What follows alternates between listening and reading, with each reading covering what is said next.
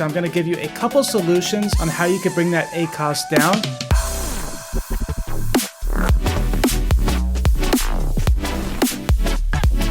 What is up, everyone? Welcome to my channel. My name is Pat Harris and I'm a full-time Amazon FBA seller. On my channel, I share tips that help with my own Amazon business so they could help you out as well. I also run a community on Facebook of over 2,000 other FBA sellers and students of mine. So if you want to check that out, hit the link down below in the description. But in this video, I'm going to be covering how you can lower your ACOS. If you don't know what ACOS is, it is your advertising cost of sale, and it's what you get when you run your PPC campaigns on Amazon. And high ACOS is not good, so I'm going to give you a couple solutions on how you can bring that ACOS down. There's a lot of different factors and it depends on the product that you are selling. But before we get into it, like I always say, hit that subscribe button, hit that like button, hit the bell icon. It really helps me out and you can stay updated with all the new tutorials that I upload every week. All right, so let's get into it. So the number one reason why your ACOS is really high is because you are probably targeting really high volume keywords, and you don't want to do that right from the start because you're going to get a lot of people clicking, but they're not going to buy your product. So that's going to cost you a lot of money. So I always recommend running PPC right from the launch. But if you have a really competitive product, you're going to get a lot of clicks and no sales. So I don't recommend doing high volume keywords, but what you can do is get the lower volume keywords under 5,000 monthly searches and even down to like 500 monthly searches, because it's going to be more targeted and not as many random people clicking on the ads. So that is one way